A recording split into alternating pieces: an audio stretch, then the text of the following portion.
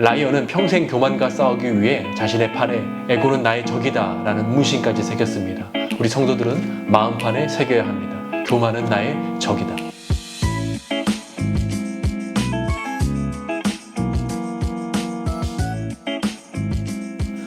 안녕하세요. 어썸바이블의 김용일 목사입니다. 빌립보서 성경 공부 5번째 시간에 오신 여러분들 진심으로 환영합니다. 오늘 저희는 2장 1절부터 11절까지 말씀을 통해서요, 예수님의 마음이라는 제목으로 함께 성경 공부하도록 하겠습니다.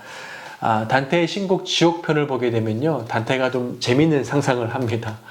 지옥을 지하 28층까지 있는 것으로 묘사를 하는데요, 아래로 가면 갈수록 더 악질의 죄인들이 살고 있습니다. 그렇다면 맨 밑에 지하 28층에는 어떤 죄인들이 살고 있을까요? 저는 매주 토요일마다 온라인으로 함께 이제 성경 공부를 진행을 하고 있는데요. 그때 지난주 토요일 날 함께 이 본문을 공부를 했었습니다. 그때 형제자매들이 이렇게 얘기를 하더라고요. 혹시 사람을 죽인 자는 아닐까? 도덕적으로 타락한 사람들이 혹시 그 28층에 사는 것은 아닐까요? 여러분들은 어떻게 생각하십니까? 맨 밑에 지하 28층에 누가 살까요? 단테는 이렇게 얘기합니다. 그곳에 바로 분열주의자들이 산다라고 얘기를 합니다. 가정을 무너뜨린 자들, 또 교회 공동체를 깨트린 자들, 분열시킨 자들, 그들이 바로 하나님께서 가장 미워하시는 죄인이다 라고 그렇게 얘기를 합니다. 근데 지금 빌립보 교회 안에 그런 분열이 지금 감지되고 있는 것입니다. 저희는 지난 시간에 1장 27절부터 30절까지 말씀을 통해서 하늘 시민에 대해서 함께 배웠습니다. 하늘 시민이 어떤 자세를 가져야 되는지. 그 첫 번째가 바울이 바로 언급하는 것이 하늘 시민은 하나 돼서 협력해야 한다라는 것이었죠. 그렇다면 오늘 본문 2장 1절부터 내용은요, 무엇이냐면 우리가 어떻게 하나 되어야 하는 것인가에 대해서 나오고 있습니다. 바로 하나됨의 근거가 나오고 있고요. 두 번째는 하나됨의 방법. 세 번째는 우리가 그 하나됨에 헌신했을 때 어떤 결과가 나오는지에 대해서 함께 나오고 있습니다. 그래서 우리는 함께 2장 1절부터 11절까지 말씀을 통해서요, 우리가 어떻게 하나 되어야 하는지, 그리고 우리가 어떻게 예수님의 마음을 품어야 되는지 함께 살펴보도록 하겠습니다. 그 첫 번째는요, 바로 하나됨의 근거인데요. 하나됨의 근거는 바로 하나님과의 관계 때문이다 라는 것입니다. 우리 3절 상반절인데요, 이렇게 나옵니다. 아무 일에든지 다툼이나 허영으로 하지 말고. 바울은 지금 아무것도 없는 진공 상태에서 빌립보 교회를 향해서 다툼이나 허영을 하지 말라라는 말을 하는 것이 아닙니다. 바울이 왜 빌립보 교회를 향해서 다툼과 허영을 하지 말라라고 언급을 했냐면 실제 빌립보 교회 안에 그런 다툼과 허영이 있었기 때문입니다. 저희는 1강 빌립보서의 배경과 목적에서 함께 나눈 것처럼 이 빌립보 교회 안에 갈등이 있었죠. 유력한 여성 리더였던 유오디랑 순두계 사이에 갈등이 있었고요. 이 갈등이 그냥 쉽게 넘길 수 있는 작은 갈등이 아니었습니다. 오늘 바울이 언급한 것처럼 이 갈등이 다툼과 허영이었습니다. 허영이라는 것은요, 지나치게 자신을 축혀 세우는 것을 허영이라고 합니다. 빌립보 교회 안에 허영이 있었습니다. 지나치게 자신을 축혀 세우면서 동시에 상대방을 무시하는 허영이 있었고요. 그 허영이 자연스럽게 바로 다툼으로 이어져 갔습니다. 로마 감옥에 있던 바울이 이 소식을 듣게 되었고요. 아마 빌립보 교회가 바울을 향해서 교회 상황을 이렇게 설명했을지 모르겠습니다. 사도 바울 선생님, 우리가 하나 되기에는요, 이미 돌이킬 수 없는 강을 건넌 것 같습니다. 어쩜 저 사람들 저렇게 자신들만 치켜세우고 이렇게 저희를 무시하는지 모르겠습니다. 저 사람들 보게 되면요, 이것도 마음에 안 들고 저것도 마음에 안 듭니다. 그런데 어떻게 저 사람과 하나 되라고 말씀하십니까? 어떻게 저 사람과 한 마음을 품으라고 말씀하십니까? 저 사람들 보면요, 하나 되지 못할 이유가요, 수백 가지도 넘습니다 라고 혹시 얘기했을지 모르겠어요. 그런 이유 때문이었을까? 바울이 오늘 2장 1절 2절에서요, 하나 될 수 있는 근거에 대해서 얘기합니다. 하나됨의 근거가 바로 상대방과의 관계 때문에 하나 되는 것이 아니라 바로 하나님과의 관계 때문에 우리가 하나 될 수 있는 거다라고 그렇게 얘기를 하는 것입니다. 우리 1절 2절인데요, 이렇게 나옵니다.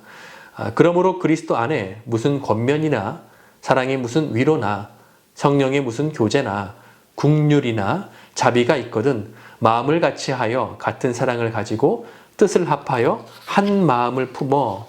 여기서 보게 되면요, 있거든이라는 말이 나오잖아요. 그러니까 이것이 마치 조건절처럼 보입니다. 그러니까 너희 안에 어떤 권면이나 위로나 교제나 국률이나 자비가 있으면 하나 되려고 노력을 해. 그렇지만 없으면 굳이 하나 되지 않아도 돼 라고까지 해석이 될 정도로 그렇게 보이는 이게 조건절처럼 보입니다. 그러나 사실 원문의 문법과 문맥을 고려한 정확한 해석은요, 있거든이 아니라 있기 때문입니다. 그렇기 때문에 바울이 의도한 대로 좀 정확히 해석을 하면요, 사실 이런 번역입니다. 그러므로 그리스도 안에 권면과 사랑의 위로와 성령의 교제와 국률과 자비가 있기 때문에 마음을 같이하여 같은 사랑을 가지고 뜻을 합하여 한 마음을 품으라는 것입니다. 바울이 지금 하나됨의 근거를 어떻게 얘기하느냐? 상대방과의 관계 때문에 하나 되는 것이 아니라 바로 하나님과의 관계 때문에 우리가 하나 되는 거야 라고 얘기를 하는 것입니다. 바울의 말은 이렇습니다. 빌립보 교회 성도 여러분, 그리스도께서 지금 여러분을 격려하고 위로하고 계시지 않습니까? 그리스도의 사랑이 지금 여러분을 강권하고 계시지 않습니까? 성령님의 친밀한 교제가 지금 여러분과 함께 이루어가고 있지 않습니까? 하나님의 긍휼하심과 자비하심이 계속해서 여러분에게 날마다 베풀어 주시지 않습니까? 바로 하나됨의 근거가 여기에 있습니다. 우리가 상대방과의 관계 때문에 하나 되는 것이 아니라요, 바로 하나님과의 그 은혜로운 관계 때문에 우리가 하나 될 수 있는 것입니다 라고 얘기를 하는 것입니다. 사랑하는 여러분, 우리가 하나됨의 근거가 어디에 있습니까? 상대방과의 관계를 계속해서 바라보면요, 오히려 하나 되지 못할 이유만 더욱더 늘어날 수 있습니다. 공동체가 하나 될 근거는요, 바로 성삼위일체 하나님과의 관계 때문에 우리가 하나 될 수 있는 것이죠. 그리스도의 격려와 위로하심과 사랑 때문에, 또 성령님의 친밀한 교제 때문에, 하나님의 자비하심과 국률, 우리가 그 성삼일체 하나님으로부터 우리가 그 은혜를 받기 때문에 그 은혜를 통해서 우리가 힘을 얻고 그 힘을 통해서 공동체로 나아가서 우리가 그때 하나됨을 우리가 섬길 수 있다라는 것입니다. 이어령 교수님께서 쓰신 책 가운데요, 이어령의 보자기 인문학이라는 책이 있는데요, 그 책을 보게 되면 좀 재밌는 이야기를 합니다. 서양과 한국을 좀 비교를 하는데요, 서양의 문화는 박스 문화라는 것이죠. 실제로 미국을 가게 되면 참 박스를 많이 사용을 합니다. 회사에서 파이어돼도요, 박스에다가 담아서 나가기도 하고요, 박스에다 채웁니다. 그러니까 이 박스에는 규격이죠. 이 규격에 맞는 것만 채울 수 있고요, 이 규격에 맞지 않는 거는 채우지 못하고 그냥 나가게 됩니다. 그래서 미국에서 자주 하는 말 중에 팔러시라는 말을 합니다. 우리의 규정이 이렇다는 것이죠. 회사를 가게 되거나 학교를 가게 되거나 공공기업을 가게 되거나 항상 팔러시를 얘기를 합니다. 우리의 팔러시가 이겁니다. 이 규정에 맞춰야지만 될 수 있고요, 이 규정에 맞지 않는 것은 어쩔 수 없습니다 라면서 거부를 합니다. 이 박스는 항상 여기 맞는 규격에만 넣을 수 있다라고 얘기를 하죠. 그런 반면에 한국은 보자기 문화입니다. 딱 펼쳐가지고요, 네모난 물건을, 책을 담아서 싸매면요, 네모내집니다. 보자기에다가요, 도자기를 싸서 싸매면요, 동그래집니다. 어떤 거든지 다 담을 수 있습니다. 그래서 한국인의 이런 포용성, 수용성을 얘기를 하고요, 그렇기 때문에 한국인들은 어딜 가나, 전 세계 어딜 가나 잘 살 수 있다라고 얘기를 합니다. 그런데 한 가지 중요한 게 있죠. 이 보자기가 물건보다 커야 합니다. 물건보다 작으면요, 담을 수가 없습니다. 항상 물건을 담으려면요, 싸매려면요, 그 물건보다 보자기가 커야지만 싸맬 수 있습니다.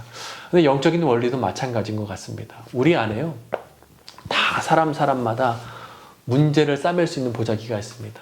네모난 문제도 싸맬 수 있고요, 동그란 문제도 싸맬 수 있고요, 또 납작한 문제도 싸맬 수 있습니다. 그러나 중요한 것은 우리가 갖고 있는 이 보자기가 문제보다 커야 합니다.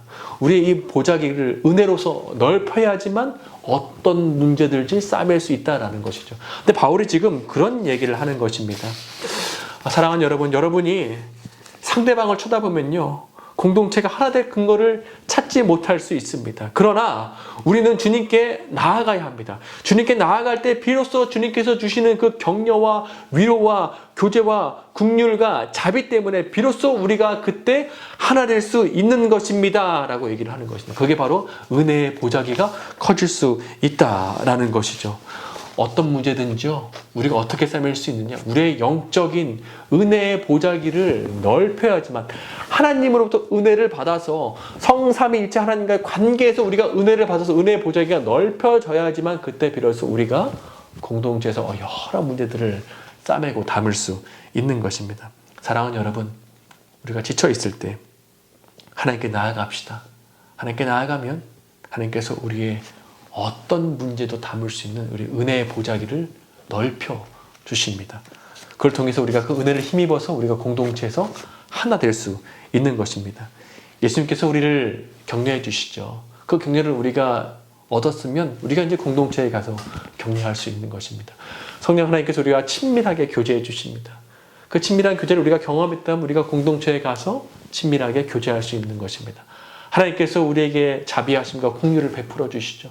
우리가 그것을 받았다면 우리가 이제 공동체에 가서 자비와 공유를 베풀 수 있는 것입니다.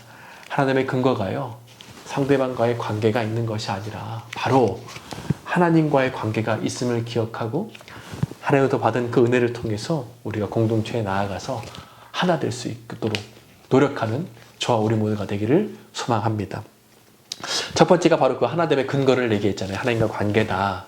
그다음 두 번째는요, 바로 하나됨의 방법을 얘기합니다. 그것은 바로 예수님의 마음을 품는 것이다 라는 것입니다. 우리 3절 4절인데요. 이렇게 나옵니다. 아무 일에든지 다툼이나 허영으로 하지 말고 오직 겸손한 마음으로 각각 자기보다 남을 낮게 여기고 각각 자기 일을 돌아볼 뿐더러 또한 각각 다른 사람들의 일을 돌아보아 나의 기쁨을 충만하게 하라. 빌립보 교회 안에 다툼과 허영이 있었잖아요. 그래서 바울은 이 다툼과 허영을 잠재울 처방전을 두 가지 제시를 하는데요. 그것이 바로 겸손과 섬김입니다. 첫 번째는 겸손인데요. 그들 안에 허영심이 있었죠. 자신을 막 높이 축혀 세우려는 허영심이 있었습니다. 그로 인해서 상대방을 무시했죠. 그래서 그들에게 말하는 바로 겸손을 얘기하는 것입니다. 겸손을 통해서 너희를 낮추고 오히려 상대방을 높이라고 얘기를 하는 것이죠. 두 번째는 섬김을 얘기를 합니다. 그들 안에 다툼이 있었습니다. 다른 사람의 일을 막 돌아보지 않고 다투는 일이 있었죠. 그래서 바울은 바로 섬김을 얘기를 합니다. 섬김을 통해서 너의 일만 돌아볼 뿐만 아니라 상대방의 일까지 돌아보라 라고 얘기를 하는 것이죠. 공동번역 성경은 사절을 좀 역동적으로 번역을 했는데요. 이렇게 번역했습니다. 저마다 제 실속만 차리지 말고 남의 이익도 돌아보십시오. 너의 실속만 차리지 말고 다른 사람의 이익도 돌아봐야 한다, 섬겨야 한다라고 얘기를 하는 것입니다. 이어서 바울은 이 겸손과 섬김을 얘기를 하고 또 겸손과 섬김의 삶을 사셨던 바로 예수 그리스도의 본에 대해서 얘기를 합니다. 우리 5절부터 7절인데요. 이렇게 나오죠. 너희 안에 이 마음을 품으라. 곧 그리스도 예수의 마음이니 그는 근본 하나님의 본체시나 하나님과 동등됨을 취할 것으로 여기지 아니하시고 오히려 자기를 비워 종의 형체를 가지사 사람들과 같이 되셨고 사람의 모양으로 나타나사 자기를 낮추시고 죽기까지 복종하셨으니 곧 십자가에 죽으심이라. 예수님은 하나님이십니다. 그래서 그분은 하나님의 영광과 특권과 모든 속성을 다 갖고 계신 하나님이십니다. 그런데 그분께서 하나님과 동등됨을 취하지 아니하시고 자기를 낮추셨다라고 얘기하십니다. 특별히 자기를 비웠다라고 얘기하시죠. 그래서 자기를 비우셨다라는 것이요, 헬라어로 케노시스인데요. 이것이 그분의 신성을 비우셨다라는 뜻이 아닙니다. 예수님은 온전한 인간인 동시에 온전히 하나님이셨잖아요. 그러니까 신성을 버리시는 것은 아니십니다. 그렇다면 여기서 자신을 비우셨다라는 게 어떤 의미일까?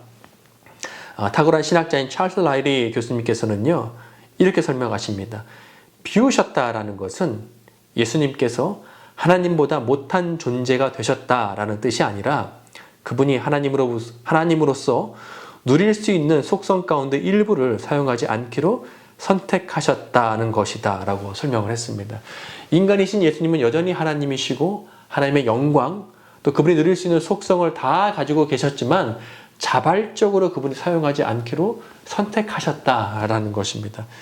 그분께서 하늘 영광에서 내려오셔서 자신을 낮추시고 종의 형체로 가지시고요. 낮추셔서 사람이 되셨고요. 낮추셔서 십자가까지 가신 것입니다. 십자가가 어떤 의미일까요? 유대인에게 십자가라는 것은요, 수치심과 저주가 바로 십자가였습니다. 로마인들에게 십자가는요, 몸으로부터 멀리할 뿐만 아니라 생각과 귀와 눈으로부터도 멀리해야 할 것을 바로 십자가로 여겼습니다. 십자가를 수치와 또 저주로 여겼던 유대인들, 또 십자가를 보고 싶지도 않고 생각하고 싶지도 않고 듣고 싶지도 않다라고 그렇게 말했던 로마인들, 그 수치와 저주와 고통의 십자가로 지금 예수 그리스도께서 걸어가십니다. 하늘 영광의 자리에서 내려오셔서 종으로 오시고 인간으로 오시고 바로 그 십자가의 길까지 걸어가시면서 그 낮은 자리로 계속해서 걸어가신 거예요. 왜 하나님께서 그 하늘의 모든 영광과 특권과 능력을 사용하지 않기로 결정하셨습니까? 왜 하나님이신 예수님께서 그 높은 곳에서 종의 형체를 띠고 이 땅에 오셨습니까? 왜 하나님이신 예수님께서 더 낮은 곳으로 왜 십자가까지 걸어가셨습니까? 왜 하나님이신 예수님께서 결국 죽기까지 순종하셨습니까? 그것은 모든 인류를 구원하셔서 하나님께로 보내드리기 위한 바로 그분의 겸손과 섬김 때문이었습니다. 지금 바울이 그것을 얘기하는 것이죠. 빌립보 교회 성도 여러분, 예수 그리스도께서 걸어가신 길을 한번 생각해 보십시오. 그분은요, 모든 영광을 당연히 받으셔야 할 하나님이셨습니다. 그러나 그분은 한 번도 자신을 치켜 세우는 일이 없으셨습니다. 오히려 반대로 자신을 낮추시고 종이 되셨습니다. 십자가의 길까지 걸어가시고요, 나중엔 죽기까지 복종하셨습니다. 이것이 바로 그분의 겸손과 섬김, 바로 그분의 마음입니다. 여러분 안에 지금 다툼이 있고 허영이 있다는 얘기를 들었습니다. 그것을 잠재울 수 있는 방법은 무엇입니까? 바로 예수 그리스도의 마음을 품는 것이죠. 그 마음은 무엇입니까? 바로 그분의 겸손과 섬김입니다. 바로 그 마음을 여러분 마음 가운데 품으십시오. 예수님의 마음입니다 라고 지금 바울이 얘기하고 있는 것입니다. 에고라는 적이라는 책이 있는데요, 여기서 말하는 에고라는 것은요, 심리학자 프로이트가 말한 그 에고라는 건 좀 다른 건데요. 여기서 말하는 에고라는 것은 자신이 가장 중요하다라고 생각하는 건강하지 못한 그 교만을 바로 여기서 에고라고 말합니다. 저자 라이언이요, 아주 성공의 길을 걷고 있다가요, 한순간 아주 실패로 그냥 나락으로 떨어집니다. 그래서 그가 그 실패의 나락에서요, 긴 시간 동안 자기 성찰을 하는 거예요. 내가 왜 그렇게 성공의 길을 걷고 있다가 한순간에 실패 나락으로 떨어졌을까? 그러던 중 그가 결론을 내린 것이 바로 교만이 문제였구나. 그래서 그가 이 교만을 에고로 표현합니다. 그래서 에고는 나의 적이다라고 그가 이렇게 표현을 해서요, 자신의 팔에 그걸 잊지 않기 위해서 교만함을 항상 대적하기 위해서 에고는 나의 적이다 라는 그런 글까지 문신으로 자기 팔에 새깁니다. 그래서 항상 그걸 볼 때마다 나는 교만과 싸울 거야, 나는 늘 겸손할 거야 라고 그가 다짐을 하면서 그렇게 생활을 합니다. 우리 그리스도인들이요, 실제적으로 팔에다가 에고는 나의 적입니다, 교만은 나의 적입니다 라고 쓸 수는 없지만 우리 마음판에 새겼으면 좋겠습니다. 그렇지, 교만은 나의 적이다. 찰스 스펄전 목사님이 이런 얘기를 하셨습니다. 하나님이 다른 죄는 손가락으로 다루시지만 교만은 두 팔을 걷고 다루신다 라고 얘기를 하셨어요. 하나님이 그렇게 싫어하시는 것이 바로 이 교만이라는 적입니다. 교만을 만나시면 하나님이 두 팔을 걷고 바로 다루실 정도로 그렇게 교만을 심각하게 생각하신다라는 것이죠. 그렇기 때문에 우리는 반드시 겸손이 필요합니다. 누군가는 겸손을 생각하면, 겸손하면요, 이 세상에서 참 손해보기 쉽습니다 라고 얘기할지 모르겠어요. 그래서 하나님께서 겸손하라 하신 예수님께서요, 하나님께서요, 겸손한 자에게 특별히 주시는 그분의 보호하심과 은혜가 있습니다. 시편 147편 6절에 이렇게 나오죠. 여호와께서 겸손한 자들을 붙드시고 악인들은 땅에 엎드려 때리시는도다. 베드로전서 5장 5절에 이렇게 나옵니다. 하나님은 교만한 자를 대적하시되 겸손한 자들에게는 은혜를 주시느니라. 하나님께서요, 겸손한 자를요, 붙들어 주세요. 흔들리지 않도록. 그 겸손한 자에게 은혜를 베풀어 주신다라고 말씀하십니다. 사랑하는 여러분, 우리가 정말 주님께 붙들림 바 된 인생 살고 싶다면, 정말 우리가 주님으로부터 은혜 받는 인생 살고 싶다면요, 우리가 주님께 겸손하고 우리가 다른 사람들에게 겸손한 삶을 살기 바랍니다. 우리가 겸손함을 통해서 하나님께 붙들림 바 되고 또 하나님으로부터 은혜 받는 저와 우리 모두가 되기를 소망합니다. 하나님께서 이런 겸손한 삶을 사셨고요. 또한 하나님께서 두 번째로 사신 삶이 무엇이죠? 그것은 바로 섬김의 삶이었습니다. 1930년대 초반에 사우스캐롤라이나의 샬롯이라는 마을이 있는데요. 그 마을에 모르드게라는 목사님이 오셔서 설교한다라는 소식이 전해졌습니다. 그 당시에 굉장히 설교를 잘하셨던 분이셨습니다. 그래서 모르드게 목사님이 오신다는 소식이 샬롯에 전해지자 이 샬롯에 수천 명의 사람들이 모이기 시작을 했습니다. 그때 두 명의 소년이 이 예배에 참석하기 위해서 갔는데 이미 예배당이 만석이었습니다. 그래서 들어갈 수 없게 되었습니다. 그때 한 안내자가 이 두 소년을 맨 앞자리로 인도합니다. 그곳은 이미 의자가 꽉 차서 맨 바닥이었는데요. 말씀 듣기는 참 좋았습니다. 그래서 그 두 소년이 그 맨 앞자리에 앉아서 바로 말씀을 듣습니다. 근데 말씀이 너무나 은혜로웠습니다. 그리고 그 소년 가운데 한 소년이 자신의 삶을 예수 그리스도께 헌신하기로 그날 밤에 결단을 합니다. 이 소년이 누구냐? 바로 나중에 빌리그람 목사님입니다. 근데 만약에 빌리그람 목사님이 이 두 소년이 그날 거기에 예배당에 참석하지 못했다면 아마 기독교 역사가 조금 다르게 변하지 않았을까라는 생각이 듭니다. 한 가지 흥미로운 사실은 그날 말씀을 전하셨던 모르드게 목사님을 아시는 분들도 꽤 계십니다. 그리고 빌리그람 목사님 너무나 유명하셔서 거의 모를 사람이 없을 정도입니다. 그러나 이 두 소년을 맨 앞자리로 인도한 그 봉사자 이름을 기억하는 사람은 오늘날 아무도 없습니다. 흔히들 가리켜서 교회 역사는 훌륭한 리더들을 통해서 움직여진다라고 말하지만 사실 그 리더들 뒤에는요, 이름도 없이 빛도 없이 섬겼던 수많은 사람들의 헌신자, 그 섬김미를 통해서 하나님의 나라가 계속해서 진행되어 가고 확장되어 갔습니다. 사랑하는 여러분, 누가 알아주지 않아도 괜찮습니다. 이런 찬양이 있지 않습니까? 당신의 그 섬김이 천국에서 해같이 빛나리. 당신의 그 겸손이 천국에서 해같이 빛나리. 여기서도 섬김과 겸손이 나오네요. 주님이 기억하시면 조카리 불타는 사랑으로 가득 찬 모습, 천사도 흠모하는 아름다운 그 모습, 천국에서 해같이 빛나리. 겸손과 섬김의 삶을 사셨던, 또 그 길을 걸어오셨던 예수님께서요, 그 길을 뒤쫓아 섬김과 겸손의 삶을 사는 당신의 제자들, 그 삶을 주님께서 귀히 여기시고 천국에서 해같이 빛나게 하실 것이다 라는 그런 찬양입니다. 우리가 그 주님 바라보시면서요, 우리가 예수님의 그 마음을 품고 우리가 겸손과 섬김의 삶을 통해서 우리가 공동체가 하나 될 수 있도록 헌신하는 그런 저와 우리 모두가 되기를 소망합니다. 마지막 세 번째는요, 그렇다면 우리가 하나됨에 헌신했을 때 어떤 결과가 나타나느냐라는 것입니다. 그것은 바로 하나님의 보상이 있다라는 것입니다. 우리 9절부터 11절까지 말씀인데요, 이렇게 나옵니다.